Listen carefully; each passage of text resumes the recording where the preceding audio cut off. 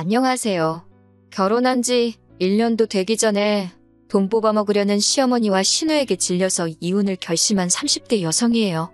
생각해보면 그 모든 과정에서 지 역할 똑바로 못한 남편이 제일 한심한 X지만요. 남편과는 지인의 소개로 만났습니다. 기관은 다르지만 둘 다 공무원으로 일하고 있어요. 남편도 저도 구급 공무원에서 시작한지라 벌이는 비슷비슷하고요. 아시다시피 밥봉이에요. 제가 공무원이란 직업을 고른 건 솔직히 직업적 사명이라던가 국가를 위해 헌신하겠다 그런 마음은 아니었어요. 결혼하고 아이를 키우면서도 유지하기에 좋은 직업 같았거든요. 사기업보다는 업무량도 덜할 것 같았고요. 남편의 경우 아버님께서 젊어서 사업을 많이 하셨어요. 잘 돼서 큰돈을 만지신 적도 있었지만 외환위기 때 쓰러지셨고 이후로 예전의 영광은 되찾지 못하셨다네요. 그러다 몇 년 전 마지막이다 생각하고 주식 투자를 시작하셨는데 그로 인해 그나마 가지고 계시던 얼마 안 되는 재산까지 다 잃으셨답니다. 남편은 어린 시절부터 아버님의 흥망성쇠라고 해야 할까요? 그 모든 과정을 옆에서 직간접적으로 겪었기 때문에 무조건 안정적인 직장을 갖겠다고 다짐했다고요. 그래서 군대를 전역하자마자 바로 공무원 공부를 시작한 거지요. 구구절절 말이 길었지만 결국 한마디로 남편이나 저나 가늘어도 오래 버틸 수 있는 직업을 선택한 거예요. 요새는 힘들게 합격하고도 관두는 사람들이 많다는데 저희가 결혼할 때만 하더라도 공무원이란 직업이 결혼시장에서 인기가 좋았거든요. 그래서 저희 둘이 결혼한다고 했을 때 양가 어른들 모두 정말 기뻐하셨지요. 하지만 딱 한 가지 제가 친정부모님께 말씀드리지 못한 것이 있었으니 그건 바로 시댁의 경제적 상황에 관한 것이었습니다. 시댁 사정이 여의치 않다는 걸 알게 된 건 결혼을 며칠 앞두고 이리저리 집을 구하기 위해 동분서주하던 때였어요. 처음에 결혼 허락을 받기 위해 시댁에 인사를 드리러 갔던 날부터 어머님께서는 결혼할 때 저희 둘 섭섭하지 않게 해주시겠다 호언장담을 하시더라고요.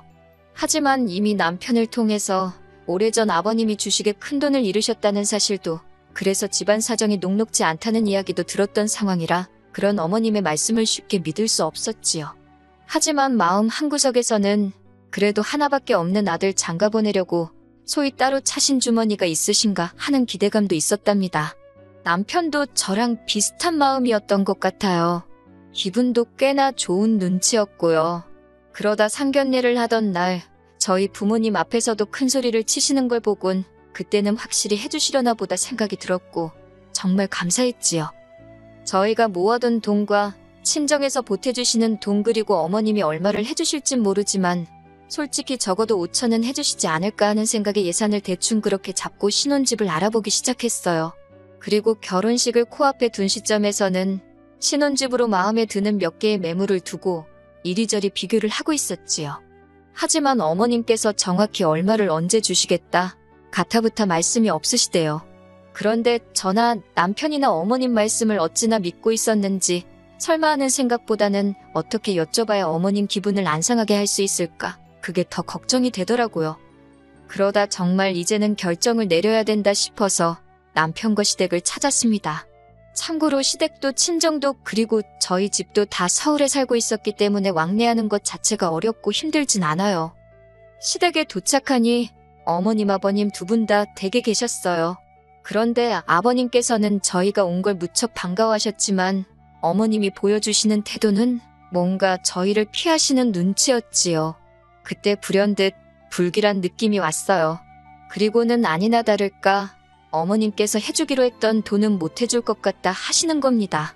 남편이 먼저 그게 무슨 소리냐고 약간 높아진 언성으로 물으니 어머님께서 그걸 바로 꼬투리 잡듯 지적하시며 돈을 맡겨놓았느냐 하시는 거예요. 그러면서 너희는 둘이 탄탄한 직장도 있지만 당신들은 나라에서 주는 연금으로 버티고 사는데 기어이 돈을 받아가야겠냐고 그렇게 결혼하면 니네 마음은 편하겠냐고 저희 둘의 양심에 물어보려나요? 제 성격이 원래 좀 긍정적인 편이에요. 안 좋은 상황에서도 좋은 것만 보려고 하는 편이고 그래서 이 와중에도 어머님한테 5천만 원만 기대해서 다행이다 그런 생각을 했지요. 그 정도면 대출을 받아도 허덕이며 갚아야 할 정도는 아니다 싶었고요. 그래서 친정부모님께도 말씀드리지 않았어요. 결혼을 앞두고 걱정하게 하기도 싫었고 중간에서 난처해질 남편을 생각하니 그것도 마음이 안 좋았으니까요. 무엇보다 남편이 저한테 너무 미안해하니까 더 힘들게 하기가 싫었네요. 비록 약간의 애로사항이 있기는 했지만 저희는 그렇게 부부의 연을 맺었습니다. 저희 둘만 놓고 보자면 모난구석 없는 결혼 생활을 이어나갔어요. 다툼이 아예 없었던 것은 아닙니다. 연애할 때는 눈치채지 못했던 것들, 가령 남편은 게임을 너무 좋아하더라고요. 그래서 퇴근하고 오면 꼭 2~3시간은 게임을 하며 보냈는데 그래야 자기는 다음날 출근할 동력을 얻을 수 있다나요. 반면에 저는 게임을 좋아하지 않아요. 조용히 책을 읽는다거나 공부를 하는 편이지요. 여기서 공부라는 건 말 그대로 제가 그동안 몰랐던 것들을 배우는 일이에요. 다른 나라의 언어를 공부하기도 하고 재테크 공부 같은 거요. 몇 번의 다툼 끝에 저희는 서로의 다름을 인정하기로 했습니다. 그래서 퇴근하고 저녁 식사를 하고 나면 남편은 작은 방으로 저는 거실에서 각자 할 일을 하며 시간을 보내기 시작했지요. 오히려 그러고 나니까 사이가 좋아졌어요. 서로 충분히 스트레스를 풀었으니 예민할 이유가 없었거든요. 한편 그렇게 지내는 중 하루는 어머님께서 연락도 없이 저희 집에 찾아오셨습니다. 별로 놀랍지도 않았던 게 어머님께서는 이전에도 2번이나 연락도 없이 오신 적이 있거든요. 하지만 그때마다 저희가 집에 없었기에 그냥 돌아가셔야 했지요. 그래서 꼭 연락 좀 하고 오시라 말씀을 드렸는데 이번에도 그냥 오신 걸 보곤 대단하시네 그런 생각이 다 들더라니까요. 그래도 그날은 저희가 집에 있었으니 문을 열어드렸습니다. 어머님께선 지나가다 들렸다며 집 안으로 들어오시기가 무섭게 부엌으로 향하셨어요. 그리고는 대뜸 저희 집 냉장고를 여시면서 이것 보라고 텅텅 비었다며 이러면 당신 아들은 뭘 먹고 사냐입니다. 아무렴 현대사회에서 굶겨야겠어요. 소리가 목구까지 올라왔지만 어머님이랑 싸울 것도 아니니 그 말은 삼켰고요. 대신 인터넷으로 이것저것 식재료를 시켰고 이따 새벽에 오기로 되어 있다 했습니다.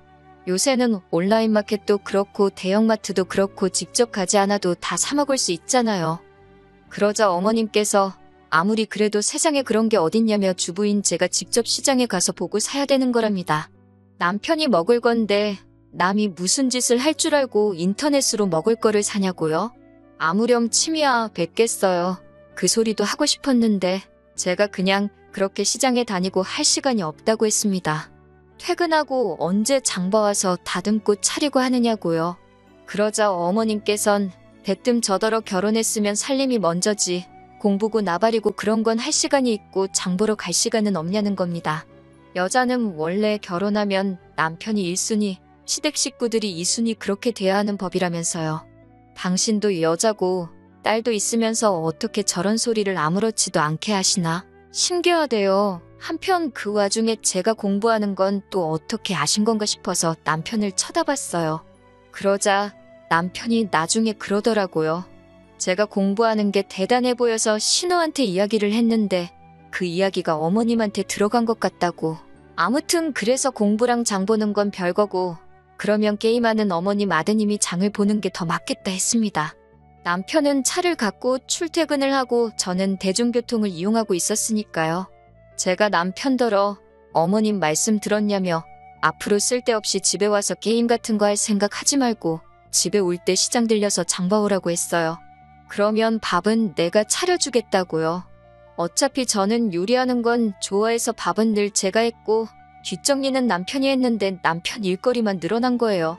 그러자 어머님 얼굴이 진짜 금방이라도 터질 듯 빨개져서는 어이가 없다며 저더러 내가 너한테 하랬지 네 남편 시키랬냐고 목소리를 높이시대요. 그래서 저도 남편 입으로 들어갈 건데 자기가 보고 사는 게 제일 마음 편하지 않겠냐고 했습니다. 제가 무슨 짓을 할지 모르잖아요 라고 어머님이 하신 말씀대로 돌려드리니 더는 아무 말씀도 못 하시대요. 어머님이 씩씩대며 돌아가셨고 저라고 마음이 편하기만 한 건 아니었습니다. 착한 며느리 소리 듣기는 글렀구나 싶었는데 그게 뭐라고. 저도 사실 착한 며느리, 좋은 며느리가 되고 싶었거든요. 그런데 첫 단추부터 잘못 기운 셈이니 그래도 할 말은 해서인지 한편으론 후련하기도 하대요. 이후로 어머님과는 적당한 거리감이 생겼고 저는 그게 좋았습니다. 그런데 문제는 신우가 이 꼴을 못 보더라고요. 신우는 남편보다 4살이 많았고 결혼도 했는데 신우 남편하고 사이는 안 좋은 눈치였어요. 남의 부부 속사정이야 제가 알 수도 없고 관심도 없지만 남편 말로는 두 사람이 상극이랍니다. 그래도 왜인지 이혼은 안 하고 산다나요. 아무튼 그런 신우가 자기가 무슨 어머님의 대변인 변호사라도 된다 싶었나 봐요. 신우는 걸핏하면 저에게 전화를 해서 자기 어머니, 그러니까 어머님이 얼마나 마음이 여리고 고운 심성의 소유자인지, 그리고 아들인 남편을 얼마나 끔찍히 아끼셨는지 고생을 많이 하셨다며, 그러다 한 번은 자기는 자기 어머니만 생각하면 눈물이 난다고 훌쩍이길래 저도 저희 친정어머니 생각하면 죄송하고 감사하고 그렇다고, 솔직히 딸들은 다 그렇지 않냐고 쏘아붙여버렸습니다. 유난도 적당히 해야지. 무슨 심파극 찍는 것도 아니고 그날따라 못 들어주겠더라고요. 한편 시간이 흘러 저희가 결혼한 지 8개월쯤 되었을 때였어요. 어머님 아버님 결혼기념일이 다가오고 있었지요. 용돈으로 한 100만 원 드릴 생각이었습니다. 친정 부모님도 얼마 전 결혼기념일로 여행을 다녀오셨는데 100만 원 드렸거든요. 그마저도 안 받겠다 하시는 걸 제가 꼭 받으셔야 한다며 드렸네요. 그런데 어머님 아버님은 친정 부모님하고 다르시더라고요. 특히 어머님께서는 당신이 먼저 500만 원을 달라고 하시는 겁니다. 어머님의 태도도 태도지만 액수에 깜짝 놀랐어요. 500이면 저희 둘 중 한 사람 월급을 넘는 금액이니까요. 제가 그렇게 큰 돈이 왜 필요하시냐 하니까 니네 부모도 얼마 전에 여행 다녀오지 않았냐며 당신들도 여행 가려고 한답니다. 이 이야기는 또 어떻게 아셨나 궁금했지만 일단은 저희 부모님은 당신들 돈으로 가시는데 제가 용돈을 드린 거라고 말씀드렸어요. 그랬더니 어머님께서 대번에 안색을 바꾸시며 그러니까 지금 제 말이 돈도 없으면서 무슨 여행을 가냐 이거냐입니다. 그러면서 호통을 치시는데 너무 황당하더라고요. 그러면서 잔말 말고 500만 원을 당신 계좌로 보내랍니다. 안 보내면 가만 안 둘 거래요. 그러고는 일방적으로 전화를 끊으셨는데 기가 차더라니까요. 남편에게 이게 말이 되느냐고 퍼부었습니다. 그랬더니 남편이 기껏 한다는 소리가 올해 500만 원 해드리고 이후로 미래 용돈에서 까면 되는 거 아니네요. 예를 들어 내년에 100만 원 드릴 거에서 80만 원만 드리고 그런 식으로 20만 원씩 까면 괜찮지 않겠냐고요. 제가 그 액수는 다 누가 정하는 거냐고 물었습니다. 누가 내년에 어머님 아버님 100만 원씩 드린다고 했냐고, 그러면서 어디다 돈을 쌓아놓고 사냐고요. 그리고 이때부터는 내가 결혼하면서 어머님 말 바꾸신 걸로 당신한테 뭐라고 한 적이 있냐, 내가 뭐 제대로 된 거 하나 받은 게 있냐, 지금 누구 덕분에 대출 갚느라 고생인 줄 알긴 하냐, 500만 원이 네 집 개 이름이라도 되냐, 정말 따다다다 쏘아붙였네요. 그제서야 남편도 한 발 물러나긴 했는데 그 분을 삭힐 수가 없더라니까요. 하지만 상황은 여기서 끝나지 않았습니다. 어머님이 그렇게 일방적으로 전화를 끊으셨고 남편도 어머님 아버님께 500만 원은 못 해드린다는 제 의사를 확실히 전달했다 했기에 더는 신경 쓰지 않고 있었어요. 당연히 제가 먼저 어머님께 연락을 드린다거나 그런 일도 없었지요. 그랬는데 갑자기 아무 상관도 없는 신우가 나타난 겁니다. 제가 일하는 시청 앞으로 온 신우가 얘기 좀 하자며 저를 카페로 이끌더군요. 이번엔 또 무슨 심파를 찍으려고, 동시에 카페에 아는 사람이라도 있을까봐 신경이 날카롭게 섰지만 일단은 한번 들어는 보자 싶어 순순히 신우를 따라갔습니다. 신우가 한다는 말이 저는 결혼 생활이라는 걸, 며느리로 어떻게 살아야 하는지를 몰라도 한참 모른답니다. 그러면서 자기 어머니가 정말 500만 원을 욕심냈겠냐는 거예요. 돈이 문제가 아니라 저희 정성을 보려고 어머님이 저를 테스트하신 거랍니다. 여기서부터 너무 황당해서 말 그대로 이게 무슨 개소린가 싶더라고요. 그런데 신우가 계속해서 한다는 말이 퇴근하고 집에 오면 공부하고 그러지 않냐며 그 시간에 어디 마트라도 가래요. 식당이라도 가서 단기 아르바이트 같은 거 하면 솔직히 500만 원 금방 번답니다. 그런 노력을 하면 500만 원이 아니라 300만 원만 드려도 어머님 아버님이 절 최고의 며느리라고 추켜 세워주실 분들이래요. 어이가 없어서 그럼 남편더러 배달이라도 시켜야겠다고 받아쳤어요. 그랬더니 아니, 자기 말을 어디로 들은 거냐며 며느리인 제가 벌어와야 되는 거랍니다.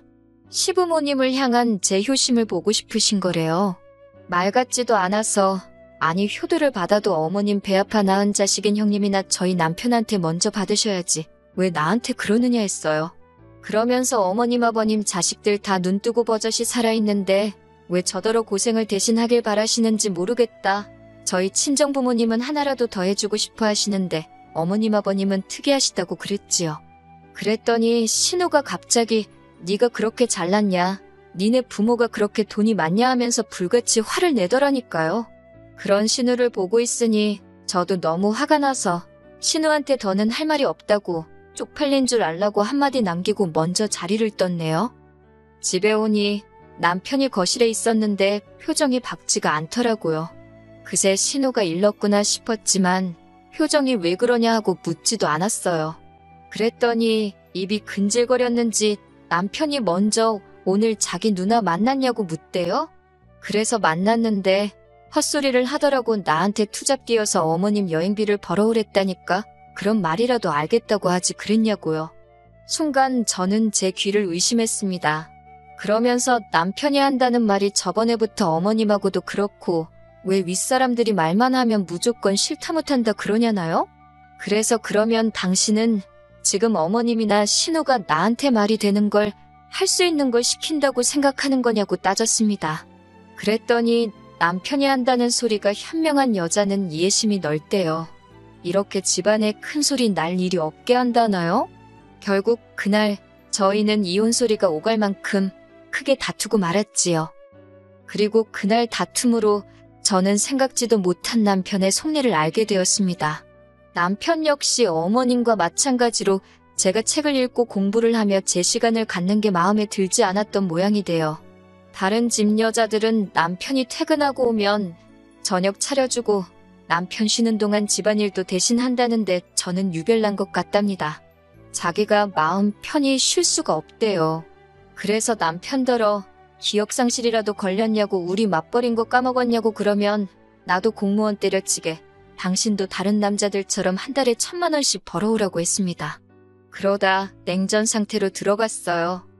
어머님 아버님 결혼기념일은 다가오지 아마 남편 똥줄이 타긴 했을 거예요.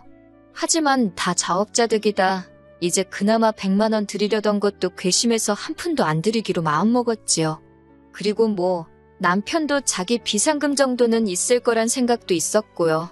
참고로 저희가 결혼할 때 제가 해온 돈이 더 많아서 경제권을 제가 갖고 있었어요. 그러다 정말 결혼기념일까지 3일을 앞두고 남편이 먼저 말을 걸더라고요. 아버님이 어디서 무슨 말씀을 듣고 오셨는지 비행기는 죽어도 안 탄다고 하셨답니다. 당사자가 비행기를 안 탄다 하니 당연히 해외여행은 없던 일이 되었지요. 그리고 그 대화를 계기로 남편이 조금씩 제 눈치를 보면서 저랑 대화를 시도하더라고요. 여전히 그날의 대화를 생각하면 화가 치밀었지만 안 보고 살 것도 아니고 어쩌겠나 싶은 마음으로 저도 마음을 좀 풀려고 노력을 했지요. 그리고 결혼기념일 당일이었습니다. 고기나 실컷 먹자는 아버님의 말씀에 어머님 아버님, 저희 부부 그리고 신우까지 모였네요. 그런데 그 자리에서 신우가 저희랑 상의도 없이 어머님 아버님더러 결혼기념일 여행을 못 가게 되었으니 TV랑 프리미엄 안마의자를 사드리겠다 하는 거예요. 저희랑 같이 돈을 모아서요. 황당해서 제가 신우더러 잠깐 이야기 좀 하자 했습니다. 그랬더니 신우가 자기가 벌써 다 알아봤는데 다 합쳐서 한 700만 원이면 된다고 신우, 그리고 저희 남편이 이렇게 셋이 돈을 모아서 사자대요. 자기가 한 250 낼 테니까 저희더러 450 내라면서 그래도 해외여행보다 싸게 먹히지 않냐고요. 그래서 그렇게 계산하면 왜 셋이냐? 언니 남편도 있으니 넷으로 해라. 그렇게 말하고는 아니 그게 아니지 싶어서 아니 안 산다고. 그럴 돈이 없다는데 진짜 왜 이러냐고 제가 화를 냈어요. 그랬더니 저더러 그까지 푼 돈 가지고 왜 자꾸 일을 키우냐입니다. 그때부턴 진짜 쪽팔리고 뭐고 할 거 없이 고깃집 복도에서 신우랑 저랑 언성이 높아지기 시작했어요. 그러자 어머님이 뛰어나와서는 당연히 신우 편을 드셨지요. 저더러 돈밖에 모른다면서 아주 그냥 가족을 위해서 이런 한 푼 쓸 생각이 없다나요. 그러자 남편이 저를 잡아 끌고 나갔습니다. 제가 뭐라고 말 한마디 해보기도 전에 자기가 그렇다고 제 편을 들어준 것도 아니고 말 그대로 저를 끌고 나가더라고요. 제가 남편더러 이게 다 무슨 일이냐고, 당신 가족들 왜 우리한테 돈을 뜯어가지 못해 안달이냐고 제가 소리를 질렀습니다. 그랬더니 남편이 저도 잘한 게 없답니다. 왜 그렇게 인색하게 구냐고 그래요. 어머님 아버님 결혼기념일이 매달 있는 것도 아니고 1년에 한 번 그까짓 500만 원 드리는 게 그렇게 어렵나고요. 저도 결국 가진 거라곤 그거 두 쪽밖에 없으면서 왜 당신 가족들은 이렇게 주제 파악도 못하냐고 했습니다. 그러면서 더는 말할 것도 없다고 이혼하자고 했어요. 노후 준비도 안 되어 있는 시부모님도 부담스럽고 저렇게 앞뒤 생각 없이 내질러대는 신우도 밥 마시고 무엇보다 당신이 못 믿어 못 살겠다 했지요. 당장 오늘 밤이라도 짐 챙겨서 시댁으로 가라고 했어요. 장가 올 때 가져온 돈은 내가 계산해서 보내줄 테니까 가라고 했네요. 참고로 어머님 아버님이 곧 정리하신다고 약속하긴 하셨지만 남편 앞으로 받아놓은 대출이 있어서 혼인신고는 안 하고 있었어요. 정말이지 신의 한 수였다니까요. 아무튼 제가 세게 나가니 남편은 저번처럼 다시 한번 한 발 물러서긴 했지만 더는 못 참아주겠더군요. 그래서 이런저런 실랑이가 오갔지만 결국 헤어졌습니다. 그런데 어머님은 끝까지 돈 500이 뭐라고 이혼을 하느냐고 저더러 후회할 짓 하지 말랍니다. 그 돈 이제 들어와서 줘도 안 받는다 하시는데 저희 어머님 분명히 또 달라고 하실 분이거든요. 그리고 그 망할 시누이만 생각하면 그 엑스랑 가족이랍시고 얽혀 사느니 이 꼴 저 꼴 안 보고 사는 게 낫다 싶어서 뒤도 안 돌아보고 헤어지는 걸로 마음먹을 수 있었네요. 남편과 완전히 정리가 되고 나서야 친정에도 그간 있었던 일을 알렸습니다. 저희 부모님께는 정말 제가 큰 불효를 했지요. 너무 속상해 하셨거든요. 아, 남편에게선 연락 계속 와요. 하는 말이야 뻔하지요. 자기가 생각이 짧았다. 미안하다. 한 번만 더 기회를 주면 영원히 제 편이 되어주겠다. 됐다고 했어요. 나 자신은 내가 지킬 거라고. 당신은 이제 필요 없다고요. 그리고 저는 이후로 공무원 일을 하면서 틈틈이 전문직 공부를 시작했어요. 아직 1차만 합격한 상황이라 뭐라고 말씀드릴 순 없지만 잘 될 것 같은 기분이에요. 당분간은 더 나은 삶을 목표로 그것만 바라보며 정진하려고 합니다.